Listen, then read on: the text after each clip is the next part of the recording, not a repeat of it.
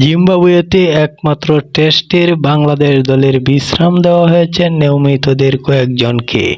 তবে ওয়ানডে দলের ক্ষেত্রে কোনো পরীক্ষা-নিরীক্ষার পথ বেছে নেওয়া হয়নি।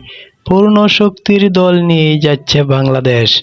প্রধান নির্বাচক হাবিবুল বাশার জানালেন, বেশ কিছু ব্যাপার ভাবনা রেখেই তাদের এই সিদ্ধান্ত। সবশেষ সিরিজে অস্ট্রেলিয়ার বিপক্ষে শেষ ওয়ানডের স্কোয়াড থেকে জিম্বাবুয়ে সফরের দলের পরিবর্তন স্রেফ একটি। ওই ম্যাচে চোটের কারণে খেলতে পারেনি মেহেদী হাসান মিরাজ।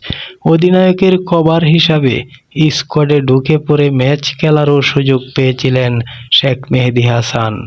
এই অফ স্পিনিং অলরাউন্ডারে আবার চলে গেছেন স্কোয়াডের বাইরে। সবশেষ সিরিজে একাদশে জায়গা হারানো সাইফ হাসান টিকে গেছেন একাদশে। সবশেষ 4 ইনিংসে 2 অঙ্ক ছুঁতে না পারা নুরুল হাসান সোহানও ধরে রেখেছেন জায়গা। আগামী বছর দক্ষিণ আফ্রিকা, জিম্বাবুয়ে ও নামিবিয়ায় যৌথভাবে হবে ওয়ানডে বিশ্বকাপের আসর। এই সফরে দল গঠনের ক্ষেত্রে এই ব্যাপারটি ভাবনায় ছিল বলে BDnews24.com-কে জানালেন প্রধান নির্বাচক। বিশ্বকাপ একটা ব্যাপার অবশ্যই। আগামী বছর বিশ্বকাপ, আমাদের কিছু ম্যাচ সেখানে থাকতে পারে।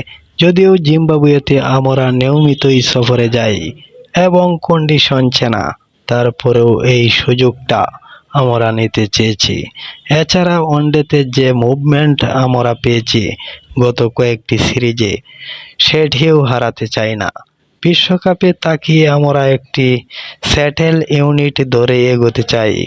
এই সফরে টেস্ট স্কোয়াডে বেশ কিছু পরিবর্তন আনা হলেও ওয়ানডেতে তেমন কিছু না করার আরও একটি কারণ তুলে ধরলেন হাবিবুল।